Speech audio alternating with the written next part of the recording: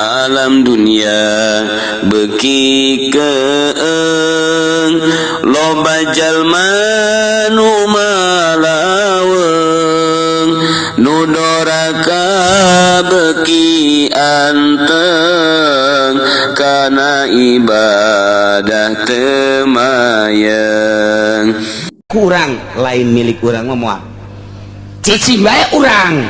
dimiskinkan ku Allah sedang bae cicing bae urang disugikeun ku Gusti Allah atuh sugi bae geus anggeus. Jadi masing-masing ieu manusia teh pembagian hartana geus anggeus. Urang can lahir geus aya di dituna bakal kitu atuh deuk naon make jadi hasud.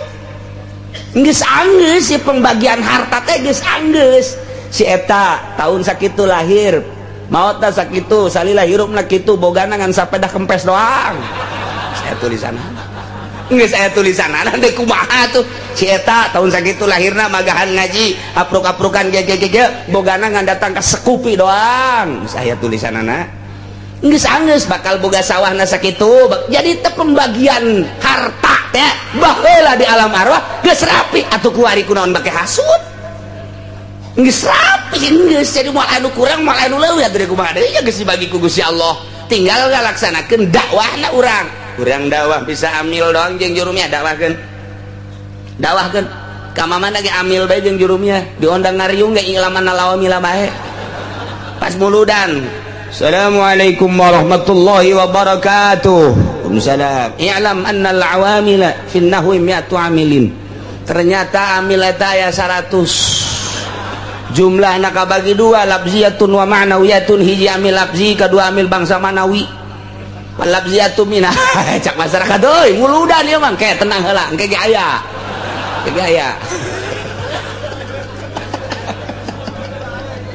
atuh bisa ambil bae engke cak masyarakat euy ulah diondang deui nya mah ilam deui ajeun bisa da sakitu. Kula mah inget ka Saleh bae ta Saleh didinya di mana di Pangodokan baheula sok diajak-ajak ku Abah hayu muludan daerah Rajaban. Abah mah pandeuri ge kaya waktu ngomong ge waktu teu tah kakolotnakeun ka dieu keur ngora ge kitu bae. Saleh teh sok aya bae inget bae ceramah di Pasar Kemis tadi di Haji Sungud kula kadedelekeun bae rukun salat 6 rukun salat tidak kurang tidak lebih 6 katukang 6 terus dibejakeun hiji-hijina beres diajak ka dieu ka Masjid Gelam Haji Muhammad Nur baheula tadi geram teh aya tadinya pas Saleh terus ceramah deh saudara-saudara sekalian rukun wudu 6 ya ini ada 6 hati-hati kalau nanti ada orang yang membawa paham rukun wudu itu 7 sesat atau dikurangi menjadi 3 lebih sesat lagi 6 diondang deui ka ditu ka Cilongok Gandu ngilu deui kula aya deui Saleh dulur-dulur saudara-saudara rukun wudu 6 cakula ieu mah asana ieu bae bener bae di Cilongok di dieu sarua bae di dieu pas di majelis ieu baheula zaman Abah aya nyana jangkung jelema mane saudara-saudara di pengajian hati-hati rukun wudu 6 tapi kapake bae datang ka kuari terkenang bae pas katerep aya Saleh pasti rukun wudu deui ya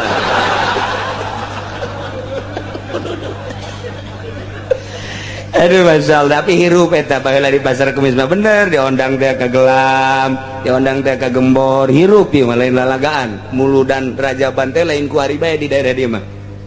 kula keur leutik teh kan baheula mah leumpang katerep kemudian kadija kawaru di waru ge sababara masjid ngan asa baheula mah lain ngomong muludan teh lain ngomong terus datang ke etek segala kali itu ke etek terus ke kawaron muludan teh santri teh asal di bulan mulud teu masak santri mah berkat ambalaya kuara jasa muludan teh baheula mah jasa kanggeus dipanggul ku santri teh jadi bener-bener muludan teh karasa ruhanina aya atuh beteng nage pohan kuari mah ceramah datang ke jam 2 balik mawa aqua nah asal santri gaya nu utah datang ke pondok kunaon sia lapar aing tas 10 dan sia lapar atuh berkatan cek cenah teh kan dibere huahehe doang tuh. Aku mah tuh loba di dieu ge cek nanti tah. Di mana tah? Deket masjid. Cai satelit. Non bedana aja aku. Kurang berkat.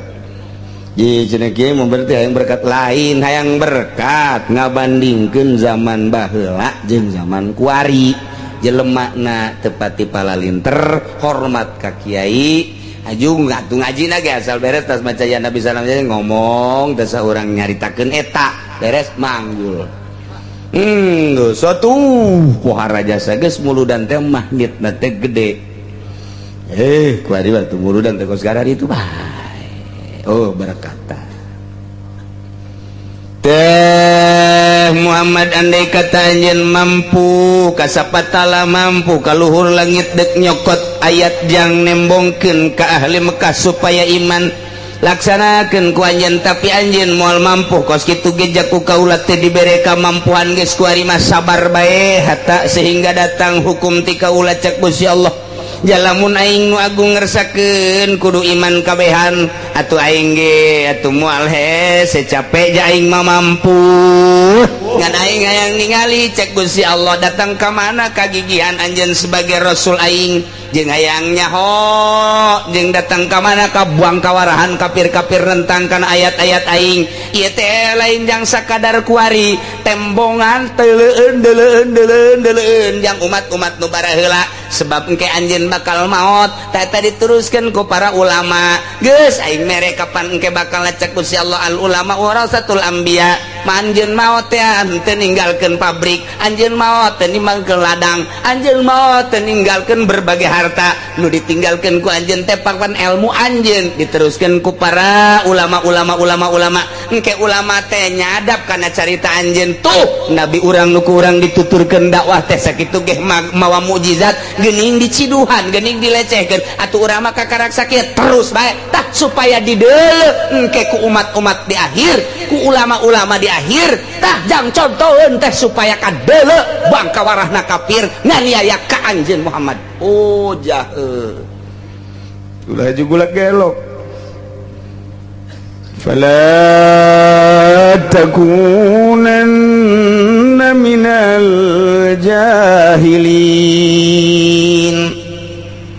betul lamun anjeun haju ngarasulama Muhammad diangkat jadi utusan kaula cek Gusti Allah kakarak sakitu bae ge haju anjeun teh DP hayang diturunkeun ayat deui nembus ka taneuh naek ka luhur langit atuh eta mah kos kitu mah poho kana kersaning aing tama Muhammad lamun poho kana kersaning aing poho kana maisyiah aing atuh anjeun teh sarua jeung nu bodo atuh berarti tama aya ge nu bodo tama nu kos kitu mah pan anjeun mah pilihan kaula cek Gusti Allah geus ulah akur jeung nu bodo fala takunanna minal jahilin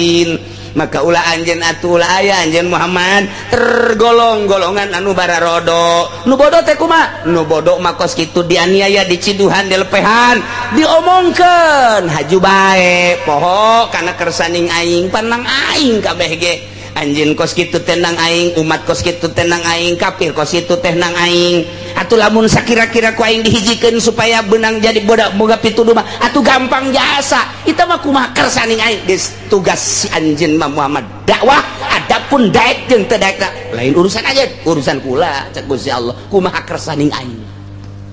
kakarak empeh kanjeng Nabi oh jahe ya Muhammad innama yastajibul ladzina yasma'un teu aya lian jelema-jelema anu nyumbadanan ka pangundang anjeun anu ngaijabah kana pangundang anjeun ka ajakan anjeun jelema anu nuturkeun ka ajakan anjeun mah jelema anu manut ka ajakan anjeun mah eueuh deui iwati alladzina yasma'una jelema anu ngadarengekeun ka omongan anjeun ngadenge teh lain sakadar ngadenge tapi simata pahumin wa tibarin ngadenge nu bener-bener sampaikeun ka detail paham jeung dijadikeun itibar di mana-mana anjeun dakwah kemudian ngadenge nuturkeun ka anjeun engke ge aya tata nu kitu jelas nu bakal nuturkeun ka anjeun nu bakal siap dakwah jeung anjeun nu bakal siap ngabantu anjeun nu kena dakwah anjeun jelema nu ngadenge ka anjeun datang ka kuari kitu bae kiai dakwah teh anu ngamusuhan loba nu ngadenge aya jelema anu manut loba anu buang ka warage bisa tukangeun nyana atuh loba nu mata kula kudu nyeri hate sapangkat Kangjeng Nabi bae ge teu milu kabeh ka Kangjeng Nabi atuh komo urang geus sakieu ge geus alhamdulillah nu mantak pangistimewa da kiai teh nu bersyukur syukurna kiai mah kieu cek Tuan Syekh Abdul Qadir ketika manehanana ngaji alhamdulillah Gusti abdi mah syukur hiji dibere bisa ku Gusti kadua dibere didarengekeun katilu ieu nu paling anugerah mah antara kula jeung nu ngadengekeun teh sarua pada dibere taufik jeung hidayah tah syukurna kiai teh kos kitu tah ketika dak bae anu ngomongkeun kudu syukur cek Tuan Syekh Abdul Qadir mun aya kiai haju diaromongkeun ku jawara diomongkeun ku lurah diomongkeun ku camat diomongkeun ku pangsa kiai-kiai diomongkeun alhamdulillah syukuran alhamdulillahirabbil alamin sebab naon loba dosa di awak nu moal beak lamun lain diomongkeun batur aya dosa-dosa nu kuduna beakna diomongkeun ku batur nu bantah kula mah sok nitah rah omongkeun aing Gusti atuh omongkeun aing abeh aing beak ke aing ka sorga sia mah ka neraka bersyukur kieu di mana aya sempadanana eueuh kiai mah kiai Allah mah selalu bersyukur ka Gusti Allah jadi di luhur syukuran nu biasa bersyukur teh lain sakadar bersyukur bisa ngaji bersyukur dibere bisa jeung dibere nyambung tah eta teh kabehan syukuran ku anjeun anjeunna bisa ngomong bisa nyampikeun jelema bisa ngadengekeun jeung bisa make tah di luhur eta teh nang Allah syukuran ka Allah nu geus ngajadikeun anjeun jeung masyarakat seperti kitu mantak moal aya kumaha jeung nu sugih akur bae janang Allah daek ngajina nu sugih teh nang Allah daek ngajina pejabat teh nang Allah daek ngajina nu susah teh nang Allah daek ngajina jawara menang Allah lamun ku urang di aku balik deui asa urang aku betah nang aing tah nyana ngaji teh eta teh ngadengekeun aing kaharti asana aing asana engke ge saminggu 2 minggu 3 minggu geus mah asal di aku bacak Tuan Syekh Abdul Qadir asal di aku nang urang teu darekeun ngaji tapi lain nang aing nang Allah aing nage bisa ngomong jeung bisa ilmu teh nang Allah geus aing mah sakadar alat Allah aing dijadikeun alat Allah satungtung ku Allah dijadikeun alat Allah tah jelema teh ku alat Allah eta teh daraekeun geus aing bersyukur ka Gusti Allah lain nyukuran sorangan nyukuran itu nage terus jadi syukuranna kakabehan geus alhamdulillah mata akur bae ge jeung sabaraha jeung saha-saha ge datang jelema ngora keneh lalaki alhamdulillah tanya datang aki-aki tanya datang nini tanya datang gadis atuh nini bae ditanya tuh kumaha gadis akur bae hartina akur bae kena ka dituna mus bae aya naon sebab naon bersyukurna langsung ka Gusti Allah Subhanahu wa taala nyukuran diri dibere bisa anu hebat salat ge pergi tuh salat teh urang salat Allahu Akbar urang mah kakarak datang ka ngahartikeun babacaan urang lain jore bagus eta teh geus aya peningkatan ngaranna begitu urang baca bismillahirrahmanirrahim kalawan nyebut jenengan Allah anu Maha Rahman Maha Rahim alhamdulillahirabbil alamin sadaya puji eta tentu ka Allah nu mangeranan alam kabeh eta mah urang jadi penerjemah ngaranna kos itu engkena tungtungna sadaqallahu maha besar Allah berarti sholat ini diterjemahkan oleh saya nah, eta kos gitu terjemah bagus eta saya peningkatan naik dari saya tiga lain eta mah geus biasa santri mah tamang ngamaknaan kos gitu mah Allahu Akbar alhamdulillahirabbil alamin ngarasakeun maca kalam Allah teu sakabeh jelema bisa maca kalam Allah berateun batur mah tapi ieu kaula mah dibere ku Allah tanaga lisan kabeh dibere bisa tah ukuran eta naik deui saeutik lain eta ku Gusti ieu keur dijadikeun wayang kumaha wayang mah teu daya teu upaya nyileuk dicileukeun ku dalang tungkul ditungkulkeun ku dalang isuk pagetu mah diasupkeun ka sigotaka beak geus kabeh geus teu daya teu upaya sapira wayang urang teh terasa wayang ngan eta mah lain ucap tah mah kos itu perasaan geus ieu mah ngaji da geus gaji rasa. Allahu akbar teh maknana lain Allah nu agung, tapi geus hese gamanana tah geus terbiasa tah mah ngaji sapina geus Allahu akbar teh nu kabayang Allah nu keur ngagerakeun urang sungut urang maca Allah leungeun urang takbir awak urang ieu nangtung tah eta teh geus lain kudu dikitu-kitu ngan eta mah terjemahanana bakating ku deukeut jasa jeung Allah. Allahu akbar geus leungit Allah nu maha agung mah lantaran geus aya dihareup urang teh lamun nyuratan ka Kabogoh ku ari teh, engkau adalah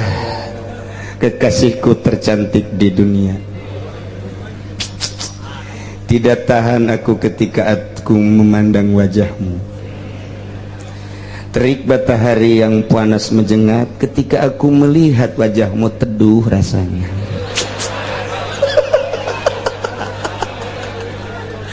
Pohara jasa berjuta bintang di langit satu yang bercahaya. Masya Allah. Wassalam Jeki. Dibaca ku itu ngeleket teh eta bisa teh asa jauh jeung nyana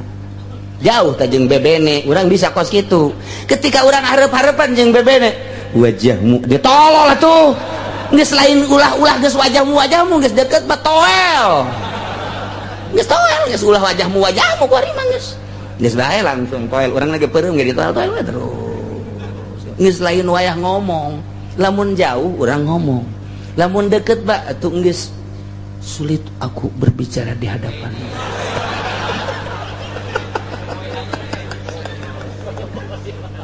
Tidak ada yang dapat kukatakan isi hatiku.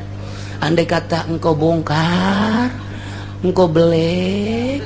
ini di hatimu hanya ada bibirmu. Waduh, suara jasa panetan. Oh, nislah terus tidak ada kata-kata yang patut diucapkan di hadapanmu kecuali hanya ragapan-ragapan. Ya keur carita jauh mah urang bisa jeung surat deket mah teu bisa. Entah bisa orang di jauh mah di jauh santri ge ku sok kadenge. Halo, Sarwiti I love you.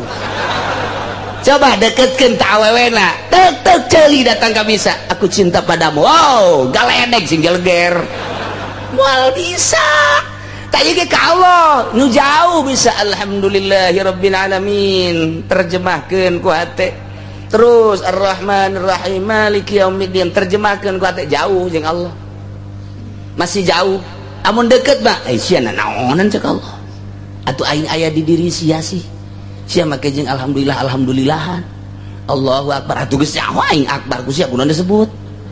atuh kumaha atuh atuh disebut atuh sia aing geus aya di dinya mentak sholat lagi beda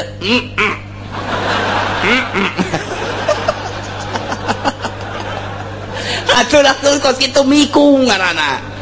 mantak tetep syariat dan syariat ngan geus liwat ti syariat alamna kuali geus alam tariqah geus sholat lagi geus lain deui asa aya Allah teh Allahu akbar geus lain Allah nu maha agung geus hese eta mah hese diterjemahkeun heula sebab sholat perasaan kamari keur di syariat nyana Allah yang maha besar subhana rabbiyal azim wa bihamdihi maha suci Tuhanku yang maha agung eta mah terjemahan ketika jauh jeung Allah pasti kos kitu ketika geus deket jasa jeung Allah wa nahnu aqrabu min hablil warid asa kadeuleu Allah teh kamari mah asa dideuleukeun kumaha asa neuleu aya asa dideuleukeun mah jauh keneh ieu asa neuleu ka Allah teh deuleu ka Allah emang deuleu ka Allah kumaha apa aya asma sifatna ayeuna lezatna mangke urang edan moal kuat Kangjeng Nabi Musa ge neuk neuleu Gusti Allah di Gunung Tursina eta teh lain edan-edan teh sakar ngaranna sakar teh fana ngaranna poho tina dunya inget ngan ka Allah doang fana ngaranna tah kuari ge kuari urang tah lamun luhur pangkat kos kitu bae ketika salat teh Allahu akbar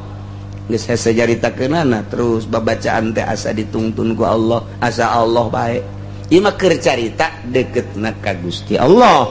nah iyalah innama yastajibul ladzina yasma'un Muhammad eueuh deui anu bakal ngaijabah kana pangadak anjeun sehingga nyana jadi iman ka anjeun iman ka kaula alladzina yasma'una jelema nu ngadarangekeun setelah ngadenge terus nyana maham terus nyen itibar nyen contoh leketeh hatena teh diucapkan ku Muhammad teh bener pangeran teh Allah alladzi khalaqas samawati wal al-zahir wal batin terus warrahmanur rahimul malikul qudus salamul mu'minul muhaiminul azizul jabbarul mutakabbir terus teh asma-asma Allah ngaranna ta ieu Gusti Allah teh kos kitu tah oh bener Muhammad teh diutus ku Gusti Allah jadi rasul Allah lantaran dibere mukjizat bentukna Al-Qur'an digawe naon belajar henteu sekolah henteu masantren henteu guguru henteu ngaguru henteu tapi ternyata bisa lamun lain mukjizat moal bisa nu mantak mukjizat teh sambarangan teu sakabeh jelema bisa maca Al-Qur'anul Karim teu sakabeh jelema dibere mampu maca mukjizat teu sakabeh jelema bisa mampu nerangkeun mukjizat teu sakabeh jelema ngajelaskeun mukjizat bisa lantaran eta mah jelema pilihan Allah. Nah ieu mukjizat teh lamun urang ngadengekeun urayan Al-Qur'an leketeh hate al-mujiz teh hartina ngapeskeun urang jawara geledegan ngadenge urayan Al-Qur'an eueuh nanaonan horeng awak aing janu gagah mah Gusti Allah janu hebat mah Gusti Allah nu maha kawasa mah Gusti Allah aing gagah sote di lapangan ku batur di jawara-jawara horeng aing ingat kana kagagahan Allah mah atuh aing meureunana ieu mah jadi kerak neraka leketeh ketika aya kiai pohara jasa ilmuna kemudian ngadenge urayan Al-Qur'an wa ma utitum minal ilmi illa qalila mun hayang nyaho anjeun ilmu Allah mah tah ilmu Kangjeng Nabi Musa bae heulanana nu sakitu hebatna ilmu Kangjeng Nabi Khidir bae nu sakitu hebatna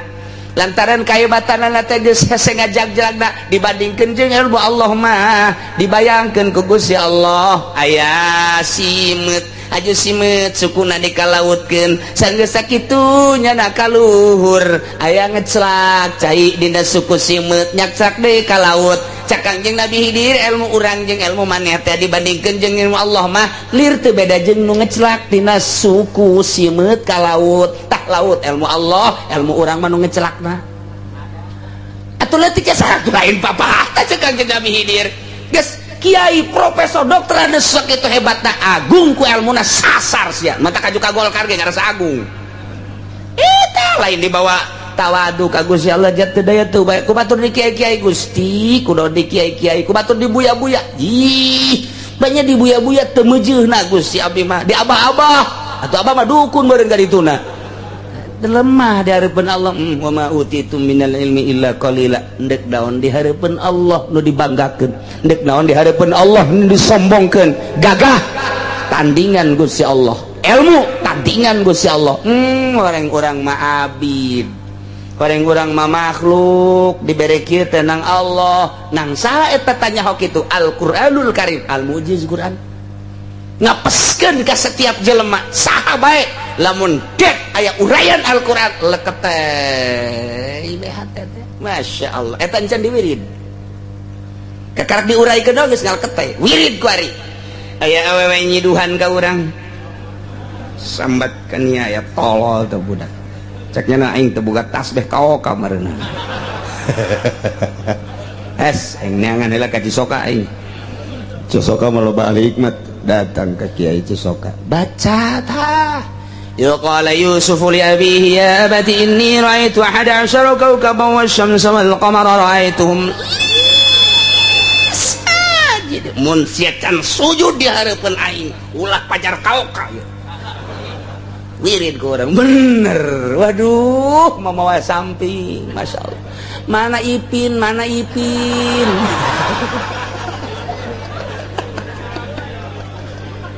eta Al-Quran al-mujiz eta al-mujiz baca ku urang dek perang jeung kafir baca kaf ha ya ain shad ha mim ain sin qaf iyyaka na'budu wa iyyaka nasta'in ya hayyu ya qayyum nu hirup ba Allah mun abdi geus dihirupan ku Gusti Allah musuh Gusti paehan ter tembak des asal ulah lempeng kajana bae moal kena ye emang kumaha eta lah Al-Qur'an al-mujiz ku ari mah ulah waka dipake baca bae heulanan lillahi ta'ala ke menghadapi kafir. Emang di Irak nu mantak urang i Amerika loba nu asup Islam ku ari ribuan emang kunaon gara-garana ditembak ngarebul urang Irak teh nu paeh mah geus gugu paeh loba nu kajadian tembak des cih tembak des tembak dia 3 kali des sini pan sieun ieu tembak mah mau lari kemana muncar ngomong orang mau lari kemana ini negara Irak negara saya kemana kamu lari kelepak pan sieun sok kota senjata kotrek oh no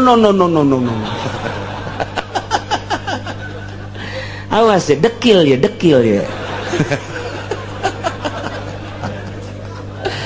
Masya Allah tidinya lah mencara kurang ampun syahadat baca syahadat asyhadu an la ilaha illallah tungtun wasan lain saeutik dongeng Irak teh seperti eta kunaon eta dibaca tah kaf ha ya ain shad ha ngan macana kumaha mah dibaca atuh ku ai itu sia ke garut melulu deui ji atuh Al-Qur'an mendek naon wah pokoknya mantap jasa guys eta Kiai Soleh anu di ditu teh di mana di kitu Madura anu manehanana tapa kemudian dilingker kunaon ku areuy kemudian ku akar geus 20 tahun pan cicing bae di dinya teh mereka panggih ku anak raja ende muriang nu kudu di kitu ngadahar daun tangkal eta nyokot begitu nyokot dulu ke handap aya jelema eta nah ieu bae dibawa ka ditu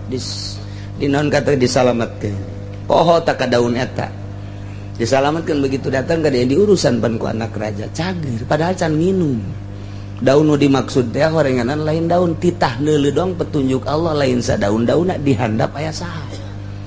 atuh geus kasimpulanna mah pan eta teh jadi kawin bae ka dinya tah gara-gara daun pan kawin urang masa gitu datang bae pan embung nyana mah pun tapa bae pun dae ke daerah jadi kawin mah jadi bae geus kasimpulanna mah nyana ka gunung deui begitu endekna la wudu eueuh cai pan cai ditambai di luhur gunung dai tambah cek urang mah hei cai ka dieu kaula deuk salat naek cai ka luhur teh datang ka kuari pan aya bae di luhur heran di handap naik ka luhur pan urang mah di luhur ka handap ge teu ngocor-ngocor jauh listrik mati handap ka luhur otak pakai naon eta make kaf ha ya ain shad ha mim ain sin qaf iyyaka na'budu hei cai tadi ya Allah ya Rabbi Masya Allah cai di handap nurut ka luhur teu kaharti ku ieu tah teu kaharti naon eta ih atuh kabeh makhluk Allah ku Allah geus nurutkeun batu nurut bae tah Hasan Basri jeung santrina 40 hendak ka Mekah pas jasa pelebah gitu di Irak keneh di Irak teh kebeneran gitu ngendong di imah nini jeung santrina 40 pas dek maghrib cak Hasan Basri coba neangan cai eueuh cai aya ge nini ketok nih ulah ieu dek salat maghrib ieu eueuh cai di tukangan imah cak di nini tukang ini mah jamaah aya geus sumur doang atuh eta parenti nini ngala wudu ya eueuh timbaan emang butuh kene timba ya Hasan Basri geus kiai mun kuari mah sejuta umat lah geus eta cek Hasan Basri ni atuh eta mah jero jasa cai je atuh cek nini kula mah atuh geus ngala wudu ieu timbana mana kula mah geus 30 tahun tilok make timba haju atuh eta bae digerokeun cai ya cek Hasan Basri coba ndek ngala wudu emang jeung santri 40 ya sugan teh mah geus bararisa cek nini cek Hasan Basri kiai izin jasa ieu bener bae aya cai kaluhur ya aya Kiai Hasan Basri jeung santri ndek ngala wudu lain ngala wudu ngahaneng bae Hasan Basri hehehe cak ini sorangan baik ku hebat-hebat euy aya budak sia rela wudu ai mama aing mah geus puyang ye ngalar wudu budak santri dong kabeh 40 terakhirnya nah beres salat guys cak Hasan Basri moal jadi aing ke Mekah santri siap 40 nu aya santri nuk milu ka Mekah balik ka ditu ka pondok ka mondok ka imah teh ka pondok los emang kunaon mama mendek mondok di mana di dia di ini mama di kiai ayo butuh kene katiba mama mah ieu atuh geus baralik santri tinggal nih ke Hasan Basri ngendong di hareupeun imana leutik bacak nini pan eta asa kula Hasan Basri ye pan atuh di dinya we mondok di dia nih di dia mah pondok cek teh ini mah sorangan henteu deuk mondok bae di dia nini ieu tuh mondok teh atuh pan kudu puguh heuh ge puguhkeun hayang naon tuh cek nini teh hayang bisa kos nini gitu tah hirup ente cek nini kalau mah tilok ngagurukeun tuh nu asli mah kos gitu lain dipajang toriko siapa yang mau masuk toriko diharap ke sini pakai mahar je seret habek ya kos gitu toriko sih sakumaha surat undangan disebar ke toriko mah bagian batin ngomong ge lamun lain keur nyurahkeun mah wah kecuali penerangan ulah ngabejakeun kula norekat batal eta kos kitu Masya Allah geus bagian batin atuh dek dileungitkeun ria ujub takabur ku hari sombong aing ye torikot Utsmaniyah Haji Usman beureun sia mah Ghazaliyah Haji Ghazali beureun ulah we cek nini jatuh ngagurukeun ieu mah jang sorangan ente nilai mah wayahna bae ente lah cek nini teh kula izin ka Allah cek nya teh moal ngagurukeun kula ge nyaho teh ente ni kula mah kajian kuku moal balik neuk mondok bae di dieu teh naon teh dek mondok di dieu mah ngan ulah mawa bekal ulah mawa baju ye pat ayo mau bakal kene jeung mau baju mah teu lain dek mondok dek rekreasi bawa balik ka ditu bekal kabeh itu eta dahar pan Allah masugih minta bae ka Allah tawakkaltu ala Allah si eta sok dibabaca cek Hasan Basri ku aing tawakkaltu horeng aing mah tawakkalna lain tawakkaltu ala Allah tawakkaltu ala sangu horengan nah dek picun kabeh punyana bekal kabeh picen ku hayang guguru Nges batu dinya. Jadi kumaha? Teu kumaha ka Allah bae cek nini. Atuh ge ieu urang dahar kumaha atuh? Am ku Allah dibere dahar ku Allah teu dibere dahar paeh paling ge. Waduh cek Hasan Basri. Wah ieu mah gugur tah, gugur tarekat teh kos itu. Lain aju tujuan tarekat sugan kabeli Avanza, blow on jasa. Ieu tarekat-tarekat nu kuari mah teh kula terus bae ge ngomong tarekat sasar, sia sasar. Lain gitu tarekat mah bagian rohani ulah ngomong-ngomong norekat mah kecuali keur ngaji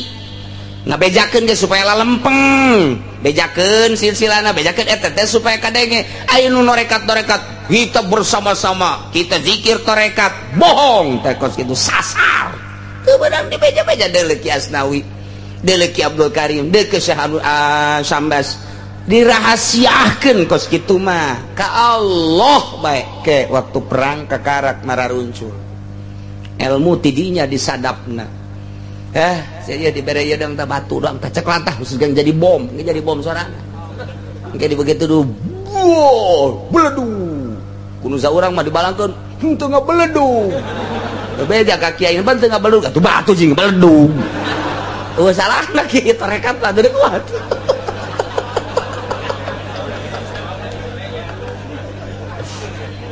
langsung ke guru Ki Hasan Basri dia nini maca sholawat etalah dalail ieu jeung poe Jumat ieu poe Sabtu ieu Minggu ieu Senin kabeh bacanya di samping eta ieu baca ieu nu sejen-sejen bebas dibaca eta sahibud dalail teh Abu Hasan Asy-Syadzili baheulana ikir carita kamaziahan nini maca dalail geus beres dibaca dilempengkeun deui ku nini niatna nu bener cek nini lain kitu waliullah waliatullah nini itu ulah sok hayang sorga aca nini mah jang ngadoana teh lamun aya harta jang kafir bae mun dibere sorga jang mukminin bae ai ninina ka mana ka nu nyieunna bae ka Allah gitu tah kitunya geus lempeng si Hasan Basori langsung tet bisa nepi lah usul ilallah dites kunyana dites tah cai nu di sumur teh cai coba kaluhur cer jahe aja ngomong cai kula dipanggil ke anjeun deuk naon cicing biasa nyoba doang ulah sok dicoba-coba kulapan makhluk Allah yang kepentingan ibadah mun dek wudu dek junub dek aya nginum dah agak kakara kayak rusuk coba-coba kula nyaho teteh kocobaan kos gitu teh takabur bebe jadi balik deh kayak mana cak nini teh aya cai bebe jaka dia aya murid nini takabur sia emang kunaon jawan aduh cakasan Basori aing gajawan jasa. Yes, saya melempengan. Kira balik ke dia tuh cek nini. Guys balik, guys usulillah, guys jadi wali. Jadi mujahadah, zuhud, qanaah, guys ayah didinya berangkat. Eta pas sungai Tigris balik ke Hasan Basori. Ayah jelema ragag di jembatan. Pohonya na. Iya fulan. Hei ki anu, eureun. Di luhur, ka luhur teh kahandap. Eureun eta ge jalan refleks tama refleks jadi henteu takabur tama refleks kekarak ye jelema di ditu di kaluhur teu gadap nu cek Hasan Basri di kamanakeun ieu jelema ieu hayunya nanya fulan sangaran anu hayang kahandap hayang kaluhur atuh kaluhur kaluhur teh dikieun dong make curug turun ka kaluhur naik ieu lah ilmu Allah teh kos kitu eta urang carita di Baghdad Bandung kamari di ziarahan teh jelema-jelema kos kari itu termasuk Ki Hasan Basori nu kurang sok dihadiahan di silsilahna aya nini encan Rubayatul Adawiyah ulah kudu itu atuh ulama di urang bae mun dicaritakeun pohara jasa asal ulah asup Golkar ya Allah ya Rabbi jauh asup Golkar mah jauh